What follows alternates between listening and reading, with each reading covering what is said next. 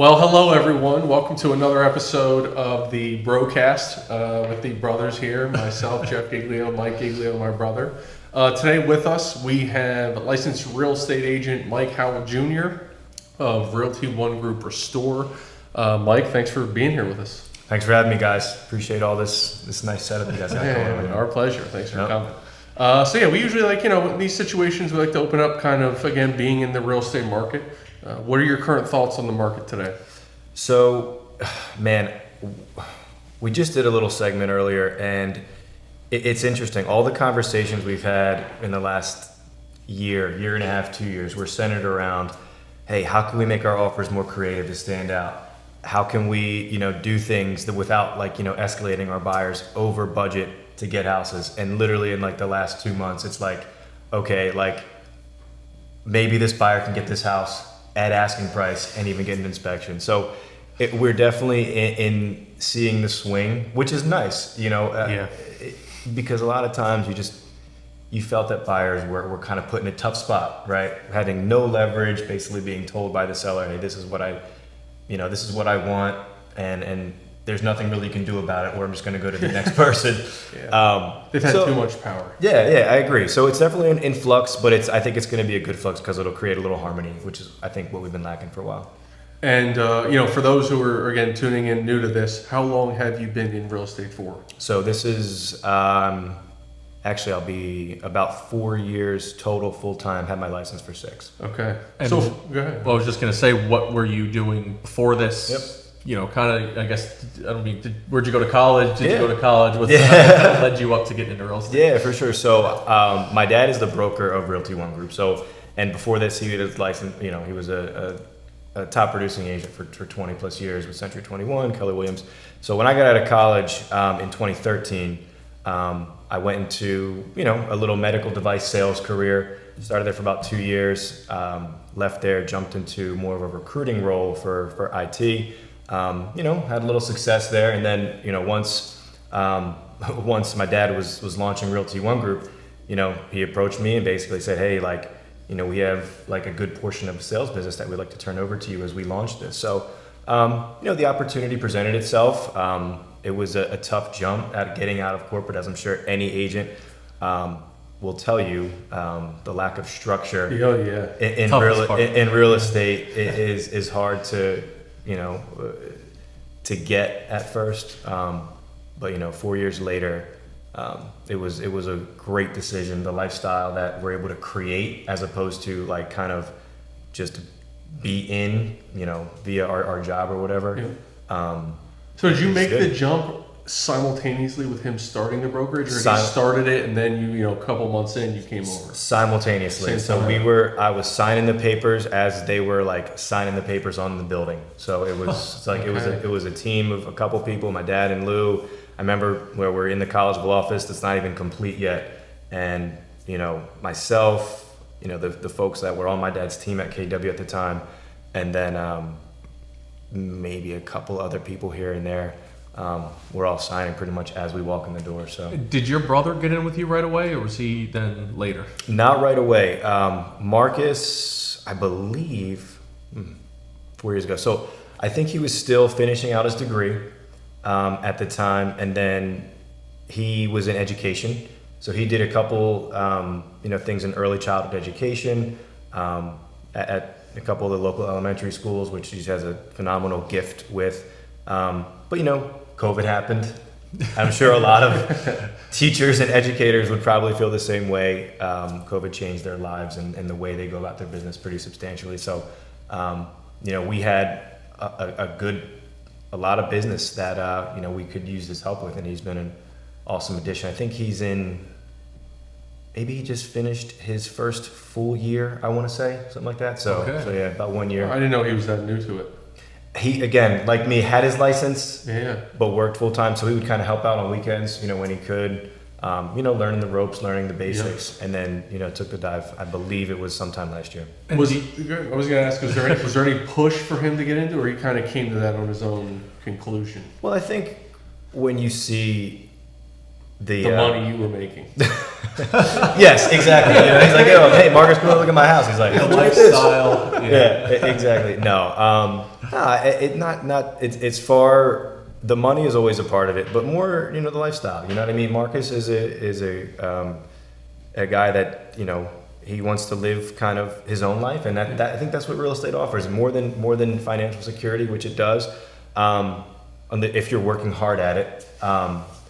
But it offers you to kind of build a life by design and be in charge of your own schedule in life. So I think he saw that, and at the same time, there's obviously always a recruiting aspect of it. Hey, we got this great family thing going on. Oh yeah. Join in, and the way we've kind of divided and conquered has been. It's something him and I both admire with you guys, is that because that's something we talk about all the time, wanting for ourselves. Yeah. So as you know, his fiance Chelsea works with us. Okay. And our goal is I actually didn't know that. Oh, okay, all right. Yeah, she's in that the office, opposite the one you were sitting in. Nice. And it's a goal of ours to have my son now, and obviously hopefully his future kids, kind of breed that same mentality of kind of keeping everything in house in the family. I think it makes a great work environment. Obviously, him and I have worked together now for 10 years. Oh my It was gosh. always a goal of ours to work together since we were little kids. Still together, huh? I just Still don't, making it there's work? just nothing better than working with family. Yeah. I mean, if you can't make it work with family, then who are you going to make it work Yeah. with? Right? Absolutely. For sure. And do you and your brother work on a team, or is it kind of, you run your business, he runs his business? You both do real estate, but Yep. not directly. Yeah, so both, I would say. We obviously both have our own spheres of influence. We both have our own, networks and locations that we farm and business that we try to gain. But we also do have, a wealth of background from, my dad and mom have been in this for 20 plus years, and people that they know. And while they're, taking over the world, they've got a lot of folks that need service. And as, heading up the sales team now pretty much, we base it a lot on, whose situation is more available at the time. If Marcus lives in like West Norton area. I live in Phoenixville. Hey, we've got a buyer lead that wants to be in, Pottstown, maybe Chester County. All right, no problem. Like I'm closer to that. I can handle that. We got somebody that needs to be a little bit, Conshohocken, Upper Montgomery County. Yep.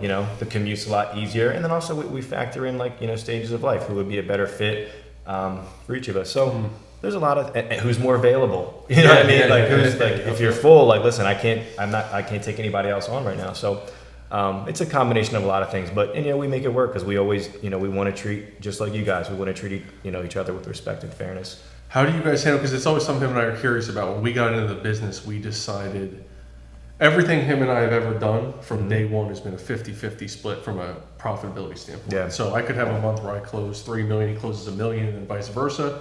That $4 million is chopped up 50-50. So how do you guys, I would imagine, no one else we've come across has that structure. How do you guys handle the cousin that calls?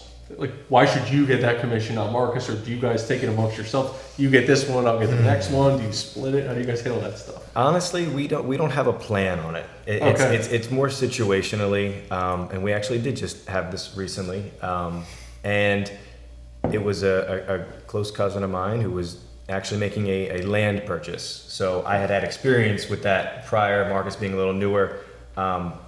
They contacted me. We didn't really even kind of discuss, hey, or you going to do this or am I? It was just more like, hey, let's just do this, and that was it. Okay.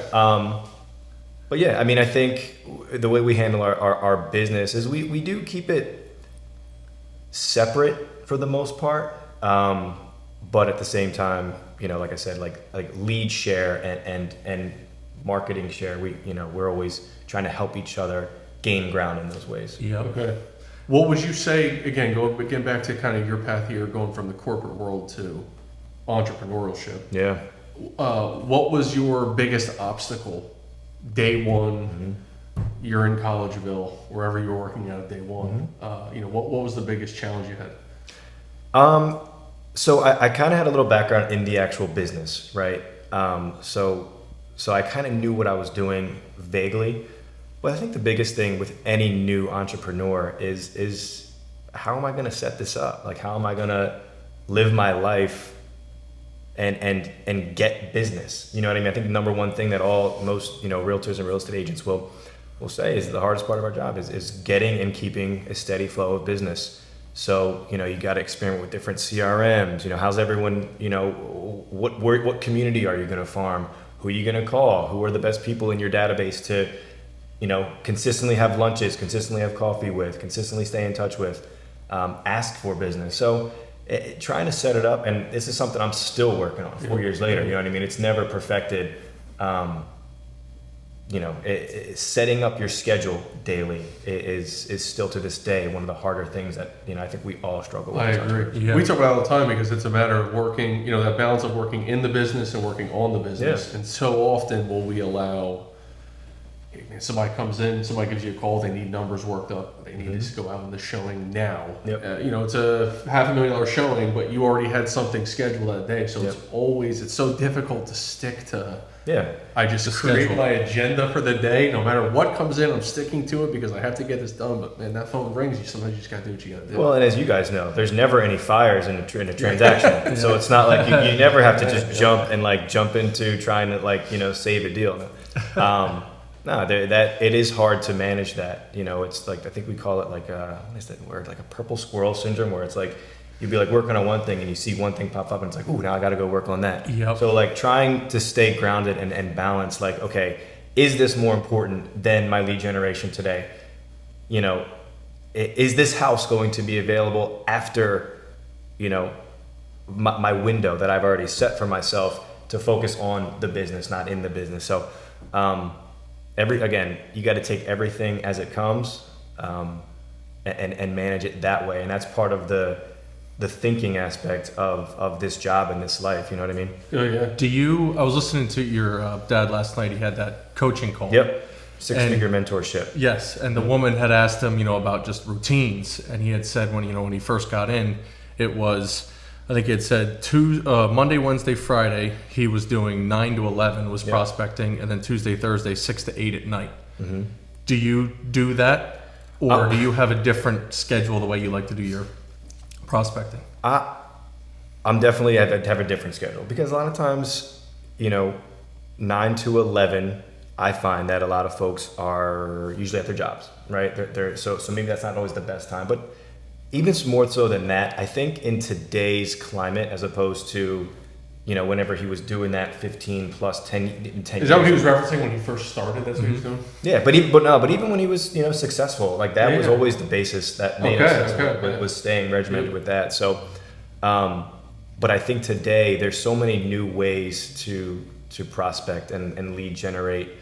So today, for instance, right, if you want to have 3 2-hour blocks on 3 2-hour blocks per week of steady lead generation, I think that's a fair, reasonable request for any real estate agent, whether you're new, whether you're old. I think that's right on point. So it's not like you have to be on the phones for 2 hours anymore. You know what I mean? Yeah. It's doing this. I literally contact you. Hey, what's the world we live in? Oh, everything is video content now. So I approach you guys, we get this whole thing set up, and 2 hours of my Wednesday I'm spending doing this, which is my lead generation today. You know what I'm saying?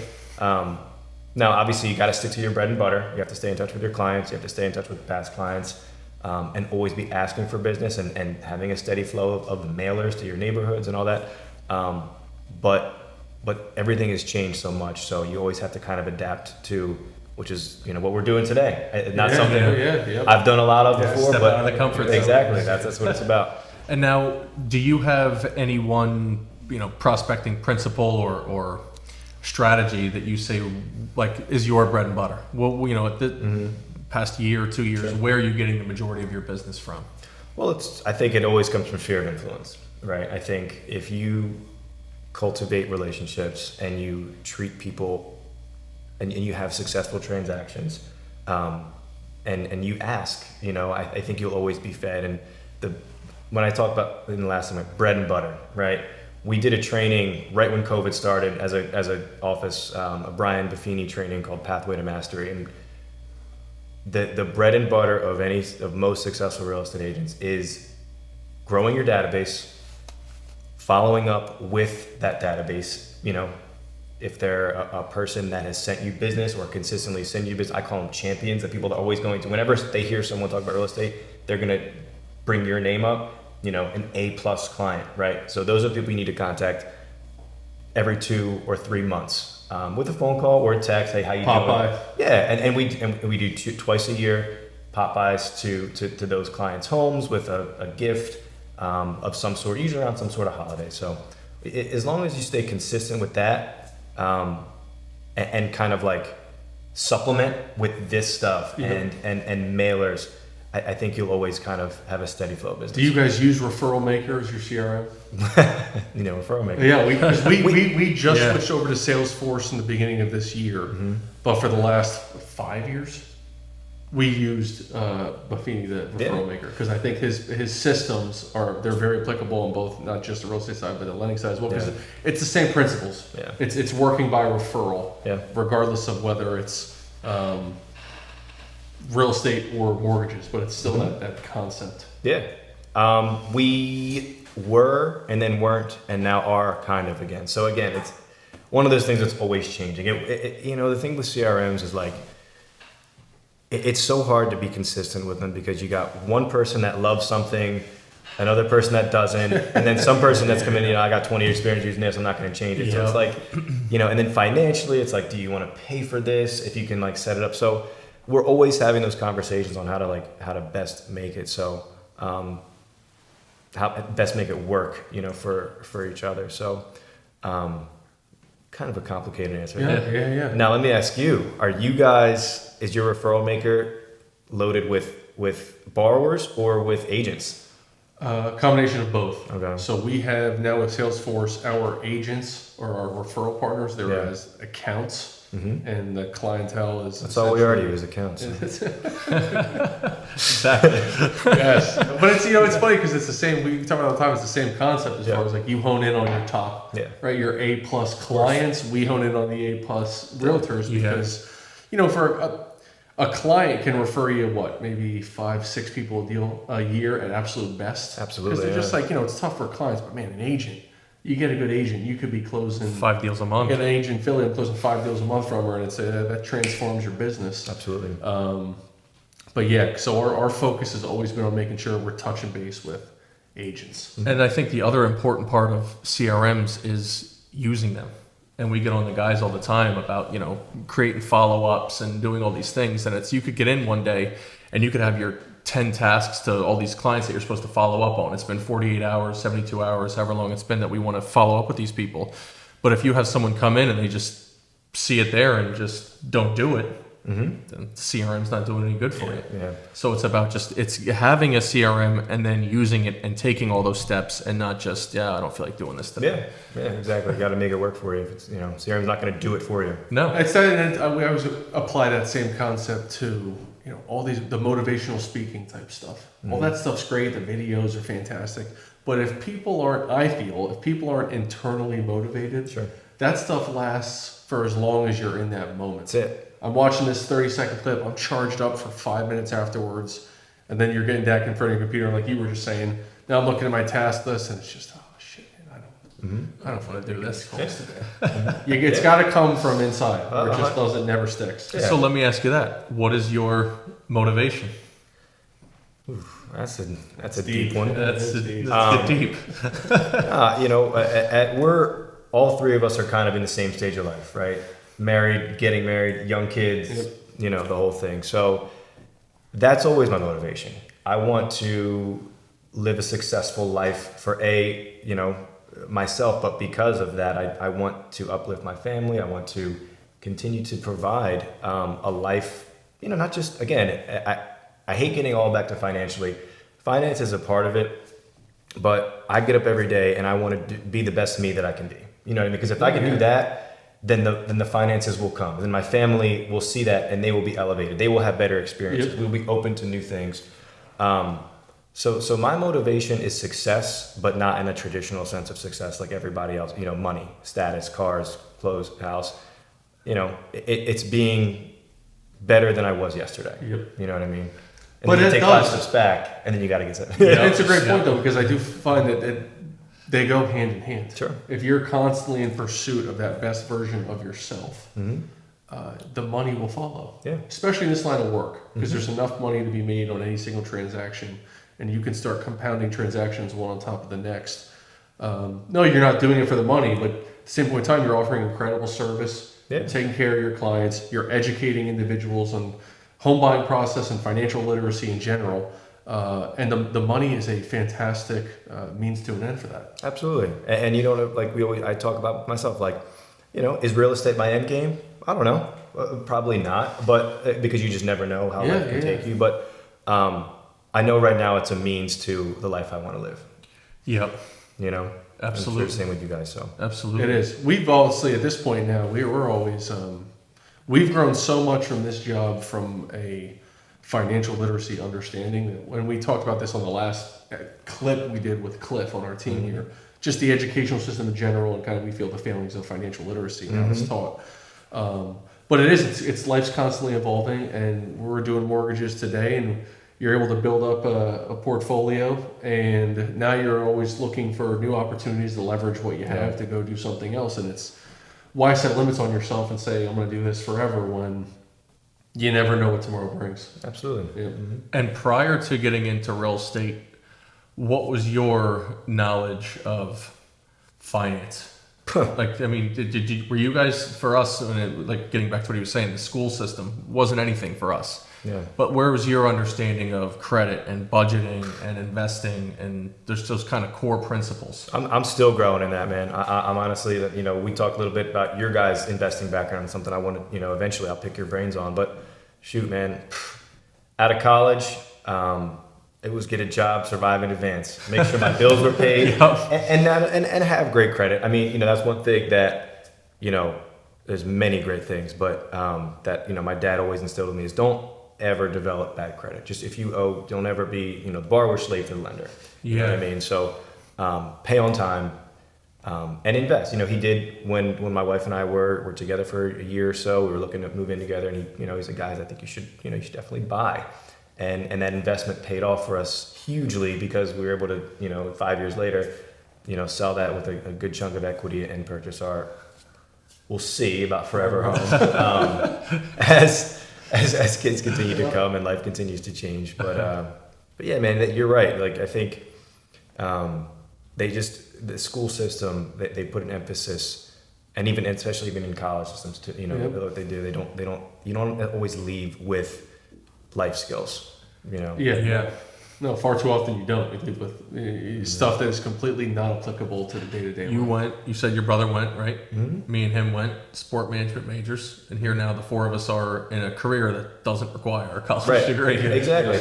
Now, to that point, because I thought that to myself, and I kind of like, you know, you get in your head about it, but we're successful. A lot of the reason we are successful in this is because of that. We are higher educated. It may not be in life principles, but we went through courses and things that we've met people that we likely social skills. skills. Yes, exactly. We're far more successful socially. It's huge from the social aspect. I can't. You know what I mean? Yeah. So you're able to converse with folks, you know, at a lower socioeconomic status and also at the top, because that's just kind of the background, at least for me. You know what I mean? So talk to us about listening to that there. Bought your first home. How old were you? How much did you put down? What was your conventional FHA? I know it all. Rate? I know it what all. was your goal going into that? So we were young. I was fortunate to meet my wife right out of college. I guess like 2-3 months. We were together for a while. Knew we wanted to be together pretty much forever, and put a ring on it, but we both knew. So, you know, we were living at home, living with our parents, and wanted to kind of start the journey. And, you know, looked at a couple. We knew we wanted to be close, you know, ultimately to home. We live in Phoenixville, which was kind of a very, like when we came back from college, was a very, you know, beginning to thrive town. And now anyone that knows it knows it's, you know. And she's from the area? Yeah. Okay. Yeah, we actually went to grade school together. Didn't really know each other. But knew of each other. Yeah. Long story for a different podcast. But yeah, man, first house, we put our finances together. Went in on a townhome in East Pipeline. Back then the market was such that the house sat for about 30. It was on the market about 40. What year was this? 2015. November of 2015. Okay. Yep. We got the house FHA. 3.5% down, 6% seller assist. That was my next question. That's back when that existed. Had a real estate background, so you know, came to the table with very little, fortunately. Yep.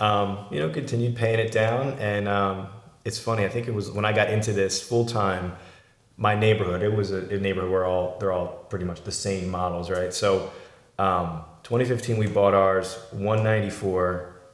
I guess 3 years later, I started selling real estate. And my first listing, I sold for like 218. I'm like, wow, this is great. It's amazing.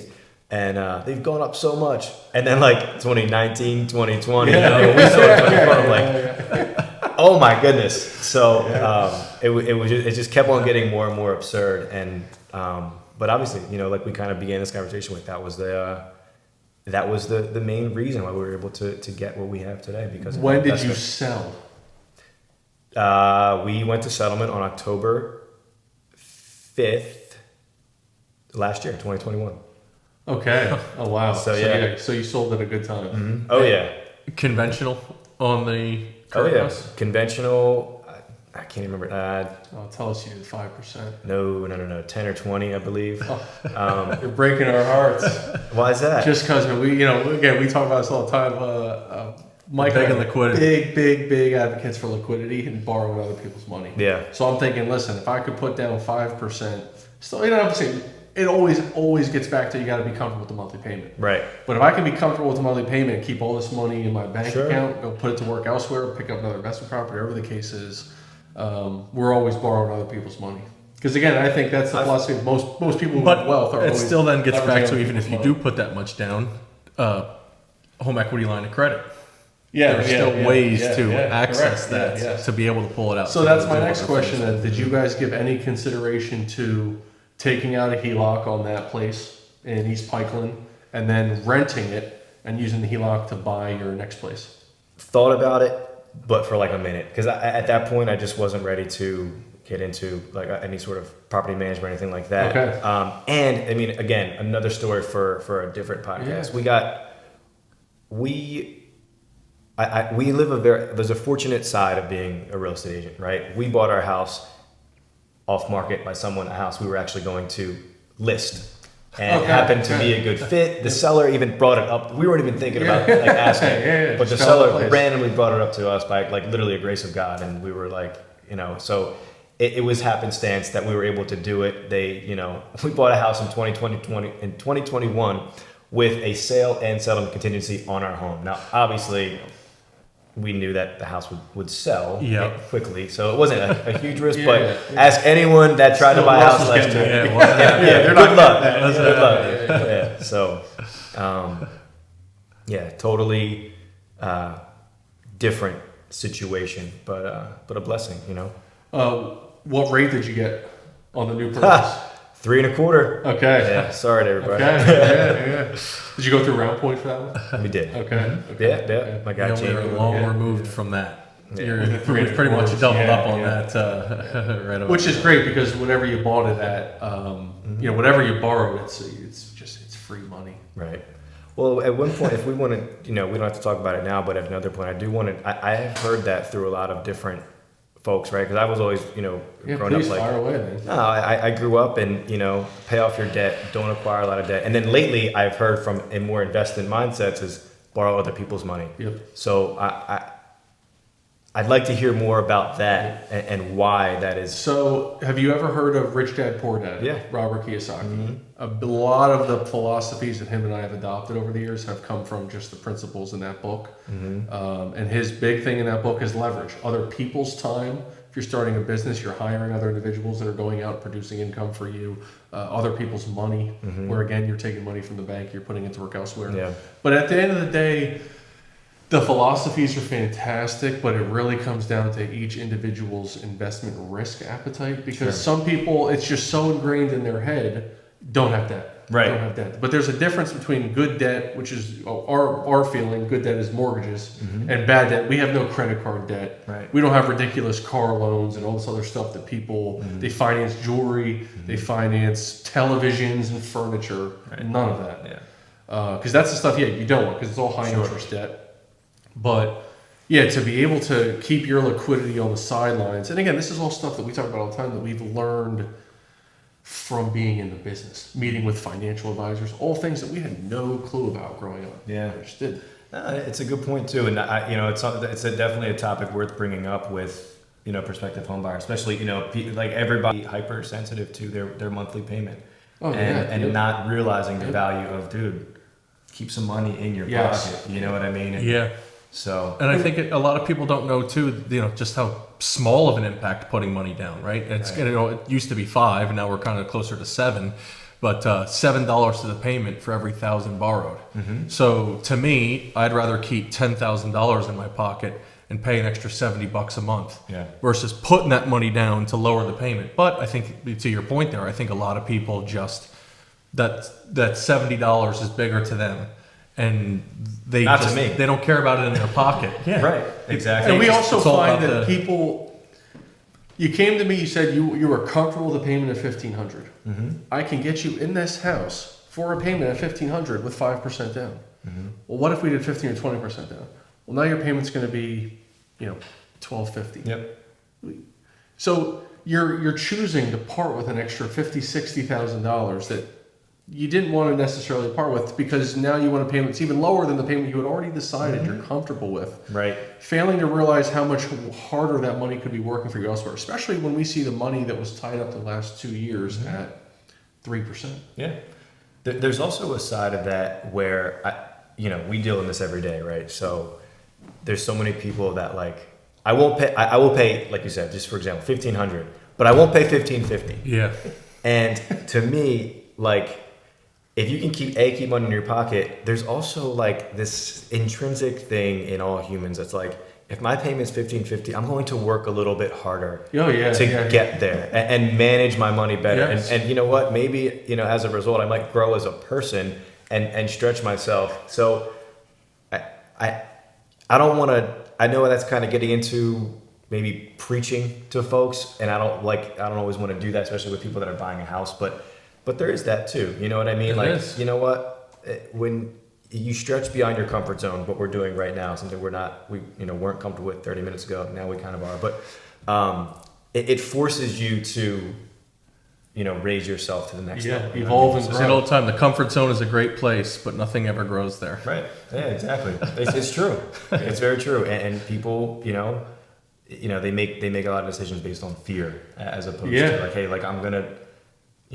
not go out to eat once a month to, say this, or I'm just going to get up and work a little extra harder than I usually would. I also think it's a lot of, it's a strong word, but I think a lot of it's just ignorance too. Sure. That ignorance breeds fear. Yeah. So rather than take the time to educate yourself on a process, people they don't know. So that that makes you feel uncomfortable. Absolutely. Well, you're uncomfortable because you haven't you haven't invested any time to self-improve and do what you have to do to be able to have the understanding of, if I could do X, Y, and Z, as opposed to just. And I think that fear and that stress, like you're saying though, is a very real motivating factor. Totally. When you have that mortgage payment that you gotta cover, you're gonna push yourself harder to cover it than you would if you had a really low monthly mortgage Absolutely. payment. We talk about it all the time to these guys when they all made their career changes joining us. And now you're getting into a commission only business.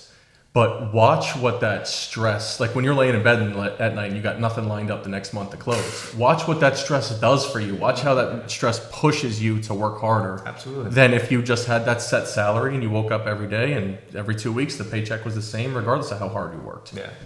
Life becomes a little monotonous, and that you're absolutely right. And it's the same with real estate agents, realtors. We all, when it's great, it's great. You know what I mean? But when it's, we're hitting a little slower time. It's a summer. If you weren't doing what you were supposed to do in April and May, you're feeling it right now. And, that's not always a bad thing. Yeah. You know what I mean? Yep. Ideally, you handled yourself well to get through it. But at the same time, I know for me, just come back from vacation, I felt kind of like I didn't, do enough. But so this week, it's I'm getting there. You know what I mean? There's no excuses exactly to go get what we got to get today. People rely on me to provide, and so I don't know. No one else is going to do it for you. Absolutely. Yep. That alarm clock goes off at 5:15, and it's feet on the ground, man. You got to do it. I'll never forget when we first got into the business. You remember Howell Jr? Yeah, that's what I was thinking of when he brought up about the. His number one advice to us was go out and get yourself a car payment that you're very uncomfortable with, and watch what it does for you. Yeah. And it's Sure. just, it's so funny sitting there, again, back at a time where we lacked financial literacy. We were probably 6 months in at that point. Yeah, thinking to myself, man, you're like, that is just terrible advice. Right. What do you mean, go out and get myself a payment? That's literally the one thing I'm not going to do, go out and stress myself out. And then now having, bought some things over the years, realizing how powerful and how true that is, because it's, not only is it an added motivator to go out and do what you have to do, but I think it's also a constant reminder of why we work so hard. Because, like you touched on, the money's not everything, but it certainly can give you some things in life where if you're not letting the money make who you are, you can, the ability to remove that stressor. Sure. When I think, my mother always tells us the number one thing, 3 things people talk about, or husband and wife will argue over, is their kids, 3 causes of divorce. sex, and money. Yeah. And the ability in life to just simply right out of the gate take one Knock of those one off, off yeah. the table, it can create a lifestyle that I think everybody strives Sure. to have. Yeah. Less stress is definitely good. Yeah, yep. It's freedom. Regardless of where it is. Yeah, That's the biggest thing I best think part. it gives you is freedom. Yep. What would you say for anybody who is, man? Again, you're being in this. You're coming up on year 5. So you're a new agents watching this. Yeah. Just got their license. They're starting on day 1, whatever brokerage account they're going with. Ideally, ROG Restore, right? Yeah, man. What advice are you giving them out of the gate? That's a good one. There's a lot. Day 1 tasks. This is what you're doing today. Day 1 task is I would say set up your network. Think about 2 things. So set up your network in terms of literally just sit down and think, who do I know? Who do I enjoy being around? What activities do I do? And that's honestly where a lot of your business will come from. And you have to get, like we talked about in this whole segment, get out of your comfort zone and just tell them, hey, literally when I first got into this, the first couple weeks, all I did was tell people that I worked with, past colleagues, even from 2 jobs removed. I said, hey guys, I'm doing this full time now. I called them, sent them a text. Hey guys, this is what I'm doing. That's it. And that's, hey, congratulations. People want to hear that. So don't be scared. And it resulted in my first or second listing. 4 months later, they actually were thinking of selling the house, and they used me. So it's how you kind of get started. And then the second thing is don't get discouraged. This is the kind of job that does not happen overnight.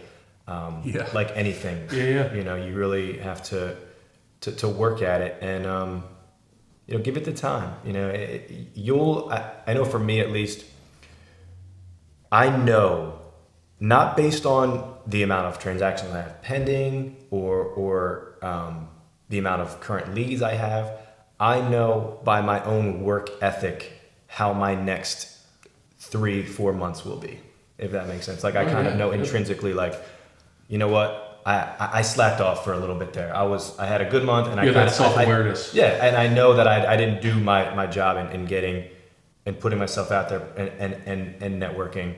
And then there are times when you really commit yourself to it fully, and 3-4 months down the line, when you have 5-6 closings in a month, and that's why. Yeah. You know what I mean? And I think that is a very real disease.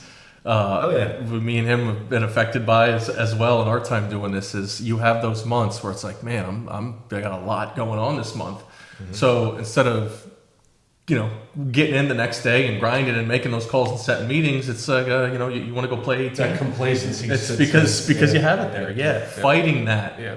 Right, which is not the worst thing. No. You know what I mean? Because you got to live. You can't. It's a work-life balance. People that 100%. work themselves to the bone, clap it up for you. But at the same time, I know for me and my family, people, I know we want to enjoy that too, and you do need to celebrate that as well. Yep. Well, we not try too all the time. Yeah. And I think that's so great you touched on that, because that's so important to us. Enjoying the journey and celebrating the small successes in life. Yeah. Mm-hmm. And not just letting life pass you by. Now you're looking back 10 years, kind of thinking, all these little moments. Mm-hmm. You should celebrate. Yeah. You have to, because it's all part of enjoying the journey. Small along victories, the way. man. Small victories. You got, again, back to your advice question about, You get your first listing appointment. That's awesome. You know what I mean? Like celebrate that. Yeah. Yep. You know, you close your first deal. It's awesome. Yep. You know, now work twice as hard Yeah, to yeah. get the next But go deal. out that night. Go out. Yeah, Take a exactly. moment to stop and be 100%. present in the moment of Yeah. your success. Yeah. How long into this would you say you really started to see? Again, you touching on. Listen, this isn't going to happen overnight. Don't get discouraged. How far in did you feel like it? You started to find your groove. Consistent business. I would say deeper into year 2, and then year 3 is where it kind of I feel it kind of clicked. Okay. Where I had a couple months where I was managing, quite a bit, 5 to 6, 7 transactions at a time with more in the pipeline. So it was kind of like at that point you're like, you know what, I kind of and not really stressed about it. You know what I mean? Yeah. When I first got into the business, like I was You fortunate. don't know I had everything. leads. I had leads from my family, my parents. And the first time I had like 4 pending deals at one time, I was like bananas. I was like, and like, okay, these people need this. These people need like, what am I doing? And you know what I mean? Like, so once you like learn how to manage it all, 4 or 5 is becomes work. It becomes just what you do. So I think that's true of anything. We see it all the time with athletes. They talk about, especially we're big NFL guys, and you see these quarterbacks, and any rookie will come in and will just tell you it's the speed of the game, transitioning from college to the NFL. But once you have that understanding of the classroom, and then for us, it's all the operations and how the business works, how much slower the game becomes to you. Yeah. And it's just not that big of a deal. And then how that just becomes the new norm. Yeah. Right? You want that 4 to 5, and now because you got a taste of it, now if you're going back to 1 or 2, it's like, oh, I can't go back to this. This is peanuts. I was cleaning up last month. I have 2 deals pending right now. I gotta pick it up. Again, it goes back to that. What was I going to say about the game slowing down? You learn the business similar to a quarterback. You learn how to read the defense, right? So like that this safety's coming down. I know I'm going to have a shot here. Whereas like in our business, maybe it's negotiating. That's a pretty big fear for a lot of new agents. Yeah. I went through it with your first couple phone calls. When you have to negotiate a sale price or negotiate inspections, you're like, oh man, I got to call this buyer or seller and tell them like, what the other party's saying. I don't want them to be mad at me. Think I'm doing a job. And you just, the more you do it, you get through it. It's kind of like, you know what? It's not, you're just transferring the information, and the way you're able to articulate it helps keep clients calm and just say, listen, this is just part of the journey. It's just, we may have a little turbulence here, but we're going to land it. Especially in our industry, it's so evident. That was one of the things that was so nervous for me in the beginning. It's so evident the new people in our industry as opposed to the experienced people. And man, when you're new and you're talking to some 15, 20-year agent about assuring them that the buyer's pre-approved, and they're asking all these questions, and you're thinking, well, am I answering this right? They can smell that blood in the water. And some of them are nice about it, and other ones will just go right for your throat because they know that they have you right where they want you. Yep. If you haven't taken the time to invest in, upper level courses, educate yourself. Yeah, exactly. I have my ABR and CNE, accredited buyer representative and certified negotiation expert. So, you learn how to handle those situations a lot better.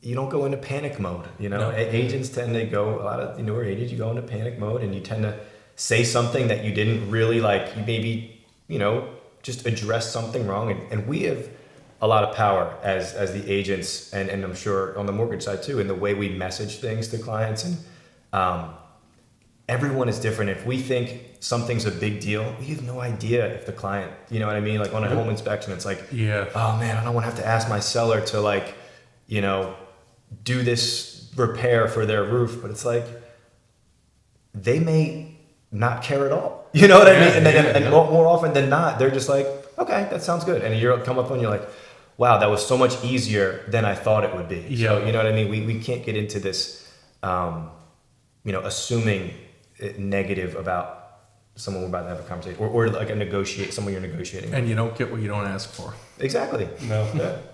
Right. So, in kind of the final conclusion here to wrap up, I'll put you on the hot seat. So if we have a viewer here that's watched to this point in the podcast, and they're Jordan. sitting there and they're thinking, I want to list my home or I want to go to my house. Yeah.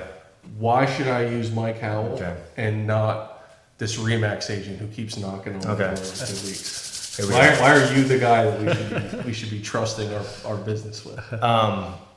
Because I know people will say, oh, well, 4 or 5 years, not a lot of time.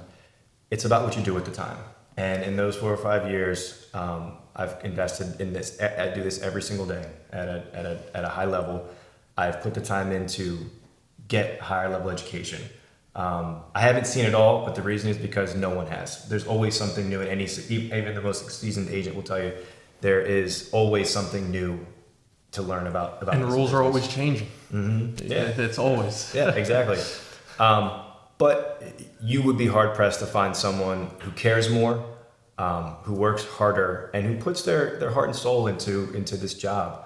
And seeing and ensuring, not because I wanted a financial gain, but I genuinely want everyone that engages in this to have a good experience. The experience is paramount to me. You know what I mean? It's not just hey, I bought a house. It's like, no, you're buying a home, and it shouldn't be, it's one of the biggest decisions you'll make. It shouldn't be something that you don't feel good about. So Yep. I care a lot about the experience of both. So that's how I do. Okay, much appreciated. Well, again, thank you so much. And I work with great people. We try. Thank you so much for taking the time here today, coming out and sitting with us and doing this for us. It's great having you on the show. Thanks for having me, man. Anyone who'd be interested in setting up some time with myself and Mike, or Mike here to my right, we'd be happy to have that conversation. Please click the link to subscribe, and thanks for joining us.